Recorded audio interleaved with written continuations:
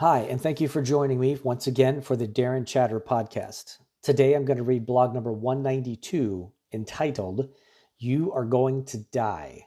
Start Living Accordingly. I'm going to share the blog first, and then I'm going to add some additional thoughts at the end, as I typically do. I hope you enjoy this one. I have written about this topic more than once, and I have every intention of continuing that trend. I can only think of a few things that I would consider in the same ballpark in terms of importance for your life. Most of us live our lives oblivious to the fact that it will end at some point. As a kid, you have to learn about death through things like the loss of a pet or maybe a family member. It seems we are not born with this general knowledge about death. As life goes on, we learn about this through the loss of other family members and friends, hopefully following the natural order of your grandparents and then your grandparents, and so on.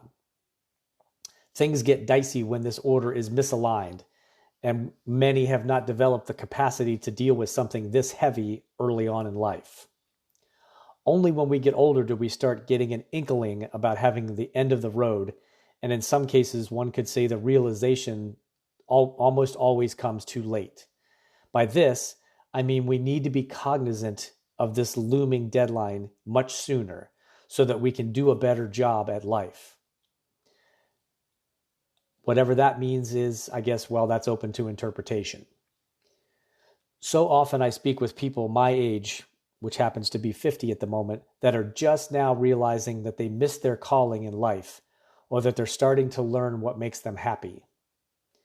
In some cases, I am writing about these things because I am personally familiar with, and this topic is no exception.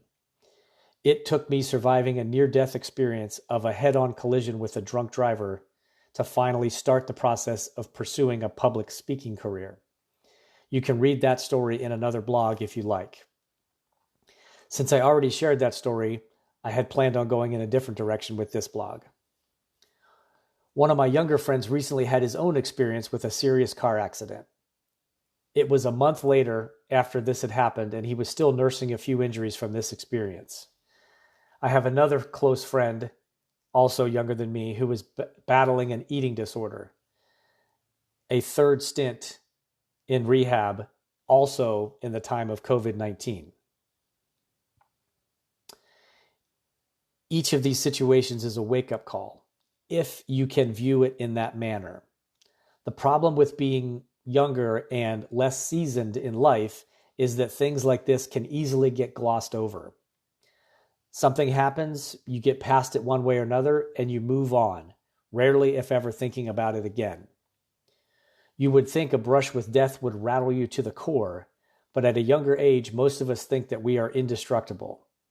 Also, when bad things happen to us, we tend to want to block it out and forget that it ever happened.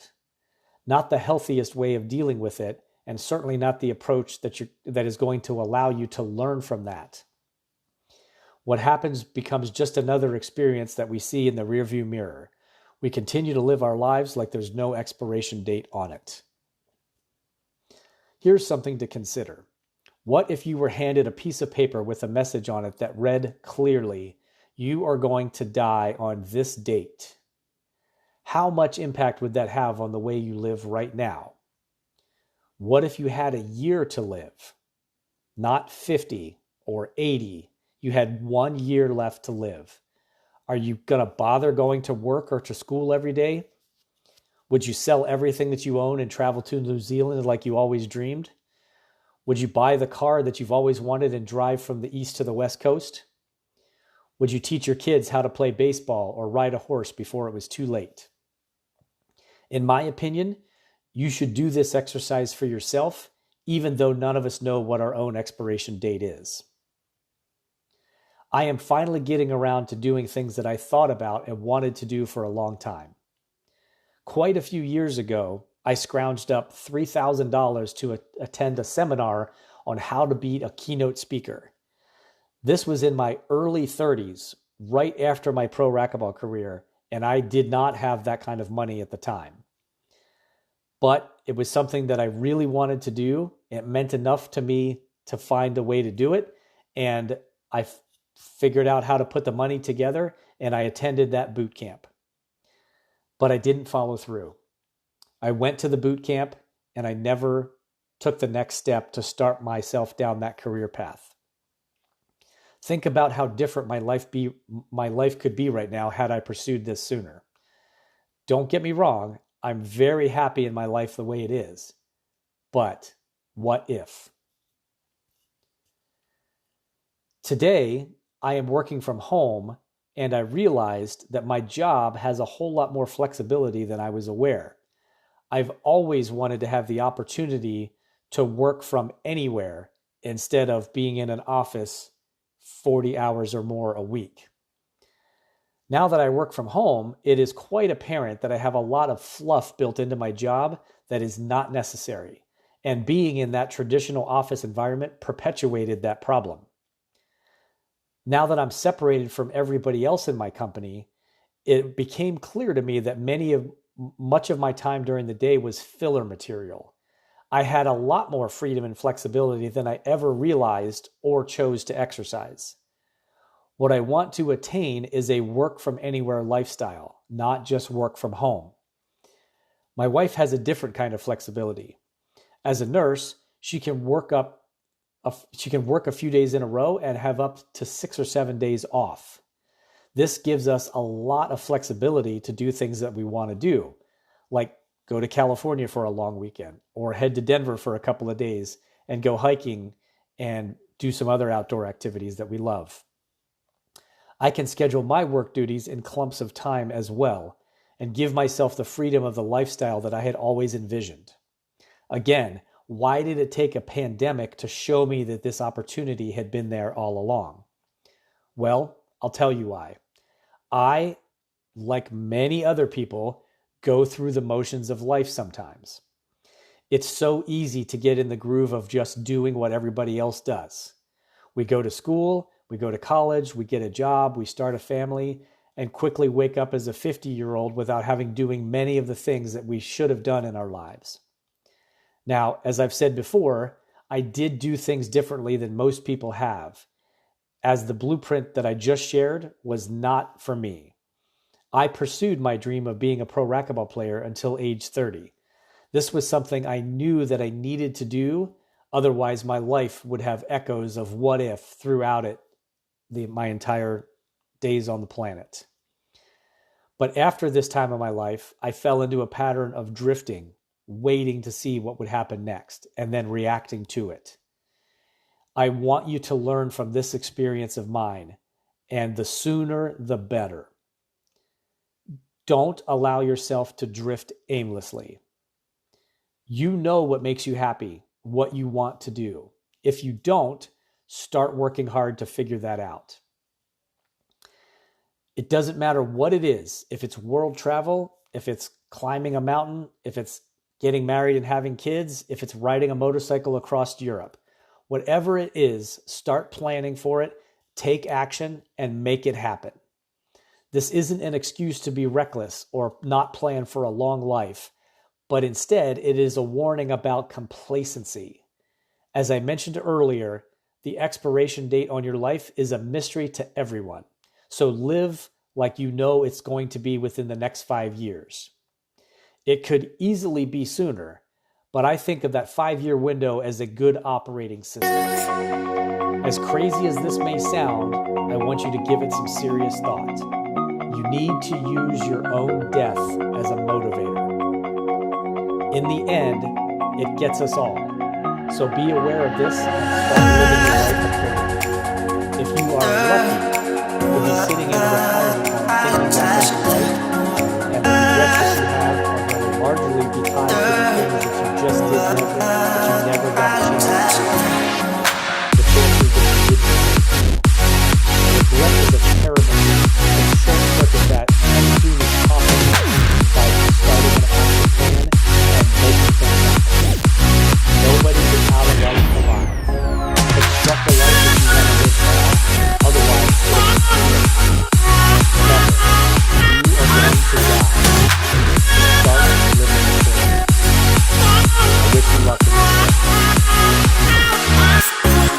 So I've talked about a bunch of these same topics frequently. I figured out what I wanted to do early on in life. I never had aspirations to own a business or be an architect or anything like that. I went to college because that was what I should do after going through high school. But there was one thing that I was sure of, and that's that I wanted to be a pro racquetball player. So I left college, moved back to Phoenix, started working in a health club, rounded up some sponsors, and pursued the life of being a pro racquetball player. A few years later, I was able to turn pro and do that full time. And I did that until I was completely burned out and sick of that life. At age 30, I retired. That was my great audacious big dream that I wanted to pursue, and I was fortunate enough to figure that out early and also put a plan of action in place. After that, I definitely drifted trying to find what I needed, but I would say that was by far the lesson achievable than if I had married my high school sweetheart, had a couple of kids right away, gotten a job, and that was my life by age 25, never having stepped foot on a racquetball court again. That would have been very detrimental in my mind to being the person that I am today for sure, but being a happy individual in general. I know the question of what if would have driven me crazy. And so I'm really happy that I can look back on that because I took that chance and made it happen. But what a great bookend to the other side of my life to work towards a lifestyle of work from anywhere, have the money and the financial freedom to travel, to do things and experiences that I've always wanted to do and things that my wife and I want to do together. That would be an amazing thing to work towards, and we're very, very close. Her job gives her flexibility. My job gives me a different type of flexibility that still blends with hers. And financially, we are almost debt-free, and very soon we'll be able to shift our lifestyle to having no debt whatsoever, including our house paid off, and be world travelers if we choose to, or she can take a nursing assignment in another city for 3 months or 6 months. I can travel with her. We close down the house in Phoenix. We go somewhere else for 6 months and live there. We come back and we pick up our lives where we left off. Always something that I've wanted to do, and I'm very, very close to putting that into making that become a reality as well. I cannot encourage you enough to find a way to get motivated to do similar things, not the same things, of course, whatever your version of that story should be. And again, if you want to be married and have kids, great, do that. That wasn't my personal choice. I did things differently. Whatever it is that you want to do, you need to start working towards that, because you will wake up one day and most of your life will be behind you, and you will regret never taking action. So, if it takes something as dark and ominous as your own death to be used as motivation, that was the message that I wanted you to take away from this. If that's what it takes, then understand that your life, just like everyone else's, has an expiration date on it, and you need to live your life accordingly. But don't assume that expiration date is 90 years old. Assume that it's no more than 5 years out. What are you going to start doing today so that you can put things in motion that if, in fact, 5 years from now, that is the end, you can look back and say, wow, look at all the things I did. Look at the life I left. Those are the benefits. Those are the conditions that will have you living a happy life. And then you continue to repeat that 5 years long, for however long that you're able to be here on earth living your life.